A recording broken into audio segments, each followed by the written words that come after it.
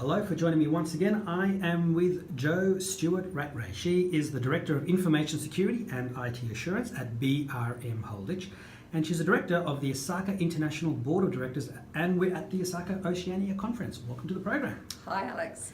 So before we get on to the conference today and some of the things you spoke about, could you please tell us a little bit about your role in both of these organisations and the short version of some of the milestones in your journey there? The BRM Holdich story is I head their IT advisory practice, and I do all kinds of interesting things there. I'm currently on a secondment to an organisation in high-end tourism where I'm their group CIO, so that's kind of exciting. Yeah. The journey to get there was I was a CIO some years ago, and I got a tap on the shoulder from a consulting firm who said, would you like to come work with us? And so it was one of those offers that you think about for about 3 minutes. Well, you know what? I probably can't knock this back. It's like a career-defining moment, isn't it? Absolutely, absolutely. And so it was a career-defining moment, and it's led me to do some terrific things, work with some great clients across Australia and across the world. So I think I've been very fortunate to do it, and I think it was right, a little bit of the right skill set, but right time, right place, right attitude. Yeah. So you're heading up the global initiative for ISACA to address women in IT in the workplace. And this also includes issues surrounding a lack of skilled cybersecurity professionals and women are in IT and bro culture, as they call it. So, what are the ways that this initiative is encouraging women to take up IT in schools? Because that's, early. Yeah, the pipeline. And then universities, business and government. And how's the progress been and the success so far? ISACA recognises that they can't do everything. They can't be all things to all people. So one of the things that we're looking to do is we're not looking to get into the STEM space, the K-12 space. I mean, that's already chugging along as it is, quite sort of, it seems to be starting to really take off. Correct, and there are organisations out there who are doing it very well.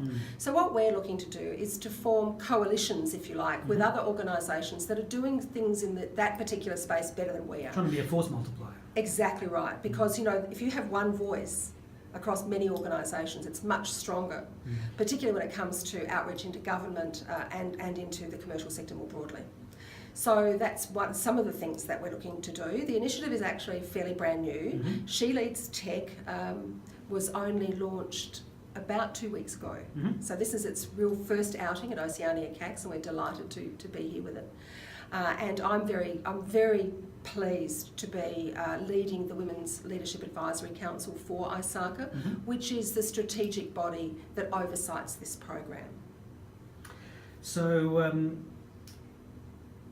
what was the reaction like to SheLeadsTech? It must have been a packed auditorium. Unfortunately, I was elsewhere today. So when we had the panel discussion today on developing women in IT, it was a packed auditorium. It was, and a lot of men attended, which we were delighted because we see men as our champions and allies, and we think that we need to move forward and encourage awareness raising with men as well as with women in the space, so they can be our champions of change, they can be our allies, they can be our mentors and shining lights. So I was delighted to see a lot of men in the room, a lot of great questions from both men and women in the room. Yeah, well, what were some of the major topics raised that you really want people watching this to walk away? We went through some of the interesting things about the change of language that we need to use to encourage women into this workforce. Because this workforce has got a pretty bad rep really about being geeky and all of that sort of stuff. So we want to encourage young women to think of this as their career choice, and then from university to actually come into the career and to stay in the professions as well, because sometimes we lose those women when they do the really important job of raising children. So we talked about that today. How can we retain those women? What role does the professional body have? What role does the employer have in ensuring that we encourage women to come back into the workforce once they've had their kids?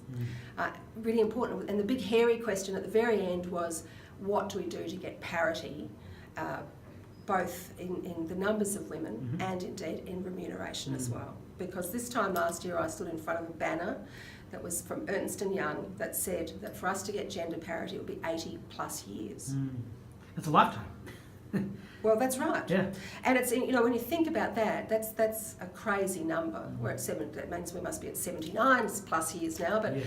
I would like to think that we could actually work together to ensure that we move forward far more quickly than that. And was there any answers that were proposed to answer this big hairy question? It was interesting. Our panellists said that they believed it was everybody's responsibility to buy into this discussion, to buy into it, to actually be active, to be champions for change in their workplaces, to lobby government where that's appropriate to do so. But it was all about everybody in that room had a part to play.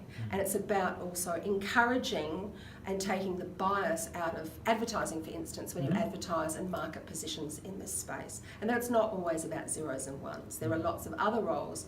And it's not to say that women aren't great technologists, because there are some super technologists out there who are female, but it's also about encouraging women into other parts of our professions as well.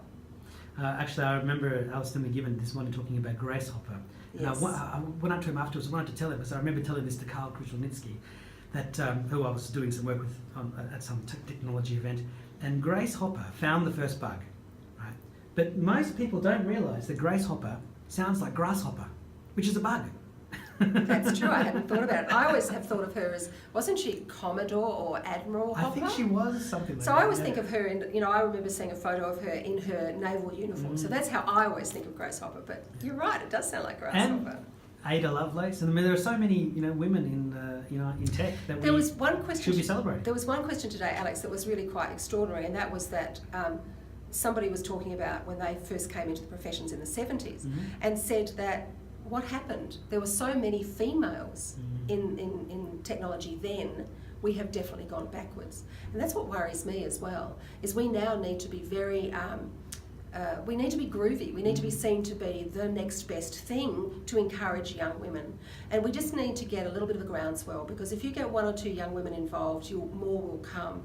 But it's very daunting for young women, or indeed women of any age group, to walk into a room that are all men.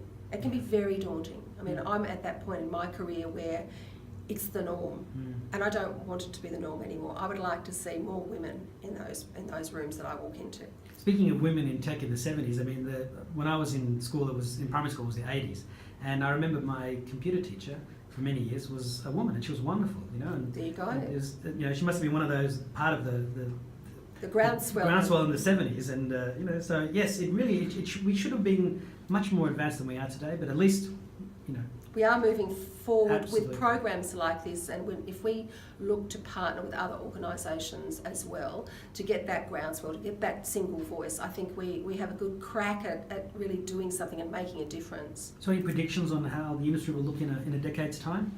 I think it's going to be very progress. well. I think it's going to be very interesting, because there'll be a lot of jobs that will have ceased to exist. So people will move from one kind of job to another, I think. Disruption, AI, almost. Oh, absolutely. And we don't know at this point. None of us have a crystal ball to know how far that development with, you know, a virtual reality and AI is going to go. But one of the things that we do know is that women are really good when it comes to attention to detail, the creativity that comes with coding as well.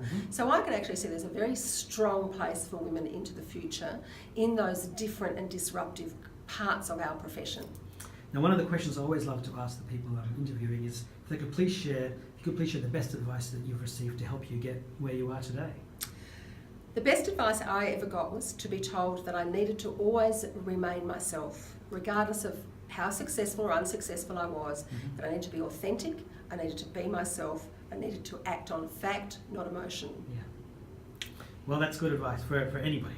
And so do you have any final messages for not only IT-wide viewers and readers, but also for women wanting to get into IT or who are already there, and for your current and future business and ISACA colleagues? I guess one thing I do need to say is that you know, I do believe in the glass ceiling. In fact, for me it was not a glass ceiling, it was a granite ceiling. But I had a dad who was a builder, and he taught me to use a jackhammer early. Yeah. So to my female colleagues out there, just be prepared to fight the fight. Yeah. You know, you deserve to be the best that you can be, and you deserve to be in that boardroom. So you can do it, you just need to go for it. Be the best, make sure that you do the study, that you take on mentors, leading lights, people who can assist you, that can be your champions, and then you've got a really good shot at it. Jo, thank you very much, and keep up the good work. Thank you, it's been a pleasure. Thank you.